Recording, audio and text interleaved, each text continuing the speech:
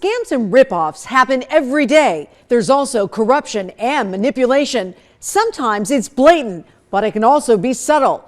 I'm Trisha Keene. Welcome to our weekly 13 Investigates special. 13 Investigates is committed to looking out for you and your money, making sure you're not getting a raw deal. Pets are family members, of course, and like children, we want them to be on their best behavior. Specialized dog training fetches big bucks here in Las Vegas and promises the best dog for your home. All right, but one family who entrusted their puppy to a big-name training business was devastated with the results. 13 Chief Investigator Darcy Spears has their not-so-happy tale.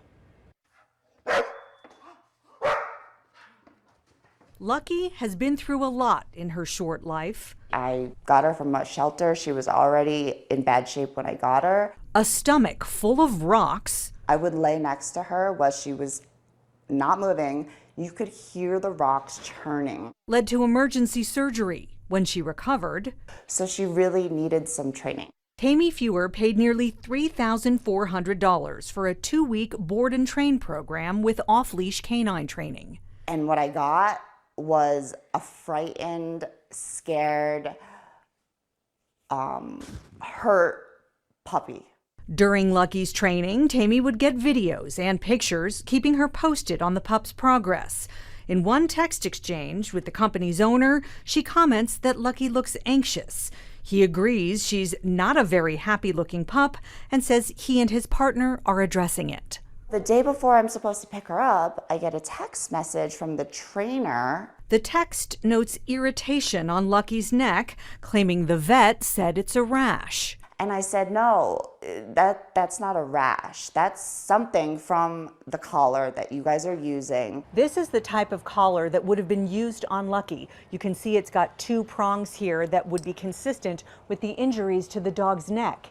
Injuries the veterinarian diagnosed as electrical burns. The medical records contradict the trainer's text. It looks like neglect to me. It looks like pressure sores that the collar was left on too long. Say hi, come on. We first met Antonio Diaz of Leader of the Pack in 2019. I'm gonna have him walk towards me and then you can just practice calling him back to you. When he donated his time to repair damaged trust after another family's dog went for immersive training with Sit Means Sit and came back with unexplained wounds and lesions on his neck from an e-collar. In this industry, there aren't many regulations. In Nevada and just about everywhere else, no one is regulating or overseeing dog trainers to ensure they know how to train and treat the animals in their care. There's no education or licensing required. Down. Down. In addition to that, you can never really know what somebody is capable of or incapable of. 13 Investigates first exposed off-leash canine training 2 years ago after this video surfaced. You can see veteran dog trainer Willie Harrell appearing to threaten a leashed dog with a baseball bat while cursing and issuing commands. Harrell said he never hit or abused the dog.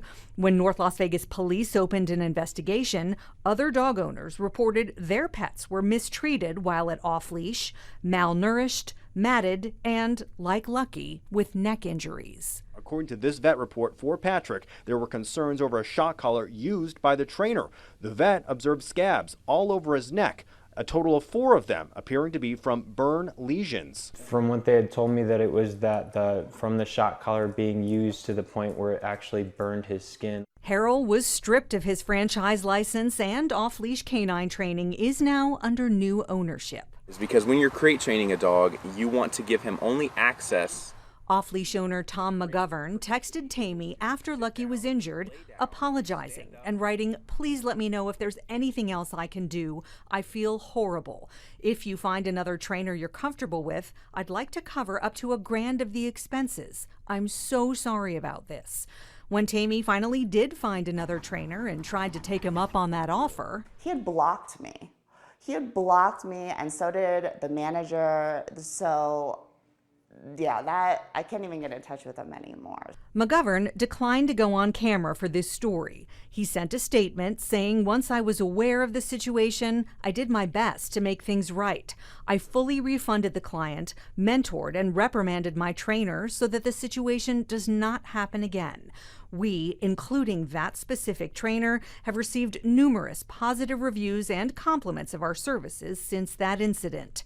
He pointed to these testimonials. I struggled with some reactivity and just needed some general obedience training, and after 2 weeks she's really doing amazing, so highly recommend. He knows his commands: sit, sit, and that he has learned a ton these last 2 weeks. Does really well in public. Saying they represent the vast majority of his customers. As for Lucky, Down, down, down. Lucky. Down. Good girl. Of course, Good the girl. dog whisperer over here. Down. she's getting retrained Come here. Okay. and learning to trust. Sit. Good girl. Darcy Spears, 13 Investigates. Online shopping exploded during the pandemic, and federal officials say there's so much money to be made that organized crime is getting involved. That's right. And 13 Action News was given exclusive access inside a secure facility to see how officers are stopping criminals from selling their goods to Nevadans and shoppers across the U.S. Every year we continue to see an increase in merchandise, counterfeit merchandise. U.S. Customs and Border Protection says it's bad, real bad. In the last year, we saw a 700% increase of counterfeit merchandise entering the United States. Before someone tries sneaking something into Nevada or anywhere else, Section Chief Laura Tapia says many fake goods start their journey here at the Los Angeles Long Beach seaport. About 80% of the cargo that is arriving comes from Southeast Asia, so we are the gateway to the Pacific Rim. From here, her officers take cargo to be searched inside this undisclosed facility. 13 Action News was granted a rare glimpse inside. Once the containers arrive at this facility, 100% of the merchandise is examined. Officer Angel Villagrana says staff is constantly working with business experts to help them spot fake goods. We're training with the trademark holders and our import specialists as well. We collect samples, we send photos to them, we help each other out. Homeland Security says counterfeit goods pose a significant health and safety risk, as well as impact the economic growth of legitimate businesses. But Tapia says that's not all. A lot of it is funding criminal organizations. The individual who's carrying a fake Louis Vuitton or wearing fake tennis shoes probably isn't really thinking about contributing to criminal activity. And Tapia says crooks are making millions. If there is profit to be made, most likely someone is going to counterfeit it. A good example are these Nike Jordans. We have had instances where a product hasn't even met the market yet, but we're seeing the counterfeit merchandise coming into the U.S. In fact, there's so much merchandise coming into U.S. ports, crooks aren't even worried about trying to hide their fake goods. Counterfeiters are more comfortable just throwing them in a box and coming in it with legitimate shipment. But persistence pays off. In one recent bust, officers seized more than 47,000 counterfeit Cialis pills and 10,000 pieces of fake designer merchandise. If sold, it would have had the potential to bring in nearly $13 million. Tapia admits the bad guys are getting good at what they do. These here were counterfeit Viagra. Pfizer is the manufacturer, and so they have the Pfizer brand. The diamond-shaped blue pill is protected trademark. Tapia says it's the sophisticated details that go into making so much of this fake stuff that keeps officers on their toes. The hardest is just evolving, moving with the trends, knowing what is current, and most of our officers are very good at paying attention to what is current. We'll be back with more of 13 Investigates after the break. Welcome back to our 13 Investigates special. For more details on the stories you're watching today, visit ktnv.com/13 investigates. If you have a story idea or tip, email us at 13investigates@ktnv.com. Thank you. The free payment app Zelle is making some headlines. There are new reports of people being scammed out of thousands of dollars. So consumer reporter John Matarese, John Matarese shows you how to protect yourself so you don't waste your money. Zelle is an easy way to send money, but scammers are using it more and more often to steal your money. I was contacted by someone from a Wells Fargo phone number that told me that they were a Wells Fargo representative and that I had fraud. Megan McDonald received a text that appeared to come from her bank. Panicked, she gave her account info and lost $3,000 through a Zelle transfer. Last year, Katina Brown fell victim to the same text. She's saying, did you try to Zelle $5,000? And I was like, no. She gave her account number and lost $1,000. Damon Lander was another victim. They changed my username, my password, changed my card PIN, set up a Zelle account. Now, Zelle is run by major banks and is actually very safe from hacking. But in almost all these cases, a customer was convinced through a phone call to give their personal account information to a scammer. Sarah Wetzel with the Better Business Bureau says scammers know peer-to-peer payment services like Zelle and Venmo are convenient. But unlike credit cards, there's little fraud protection. It's the same old scams that we see. It's just they're asking for payment in different ways. She says look out for these red flags. The person contacting you is pushy or aggressive. They insist there's no other way to fix the problem.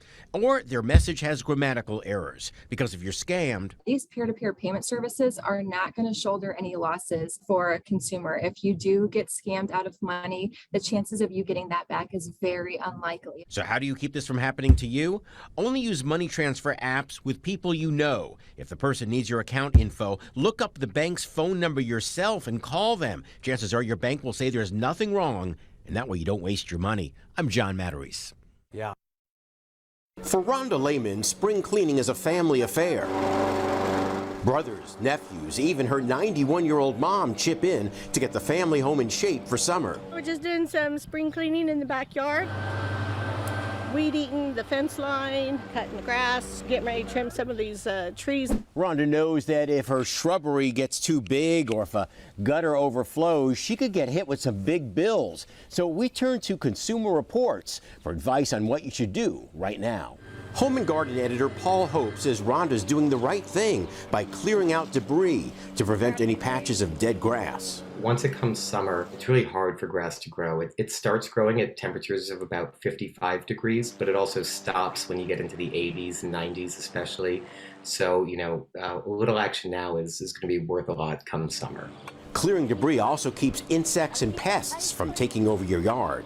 Mulch piles or leaves that are allowed to sort of sit in the yard. The ticks really sort of seek out those shady, cool, dry areas, especially in the heat of summer. It may sound obvious, but before you start any maintenance project, make sure to check all your equipment. If you didn't winterize it properly, you're looking at a trip to the service center. Spring is the best time to get that fertilizer down. Paul says we're still in that sweet spot. And something else you may not think about, getting your soil tested. If you've got lead in your soil, that's something you certainly want to know before you go out and, say, start planting a vegetable or fruit garden. Rhonda's family knows that a few hours in the yard now can prevent big expenses later, so you don't waste your money. I'm John Matarese.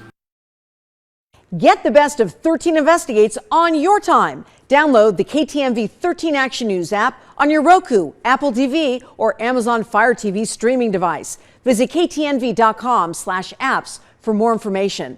We'll be right back after this break. Welcome back to our 13 Investigates special.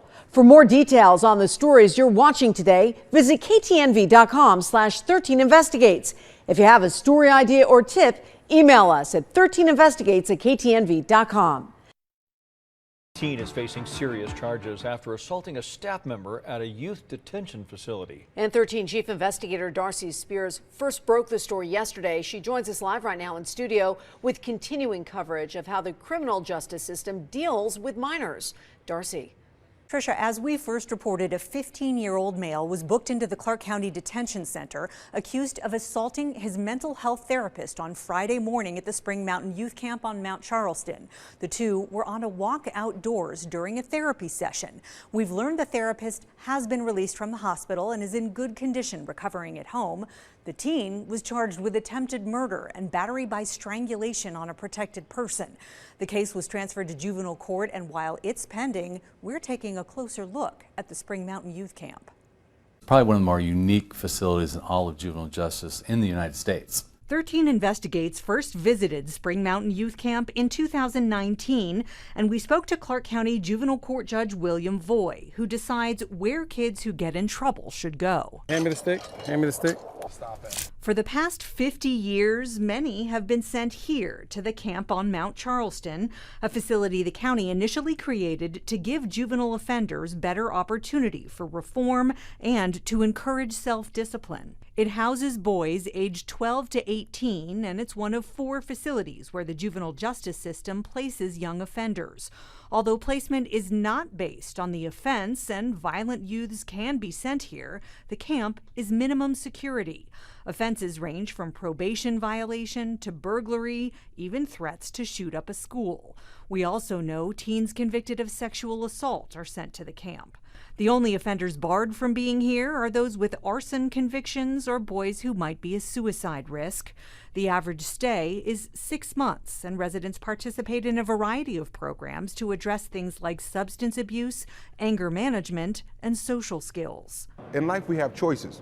You got choices to do the right thing or the wrong thing. Despite its good intentions, the camp has had past problems. According to previous media reports, a youth offender assaulted his probation officer in December 2007, striking her several times with a bar of soap inside a sock and opening a gash on her head. We reached out to Clark County Juvenile Justice Services for a response about Friday's incident. A county spokesperson says they can't comment due to the pending investigation. Hey, Darcy, real quick, how does this case compare to that recent case where a student at El Dorado High School was charged as an adult for attempting to murder his teacher?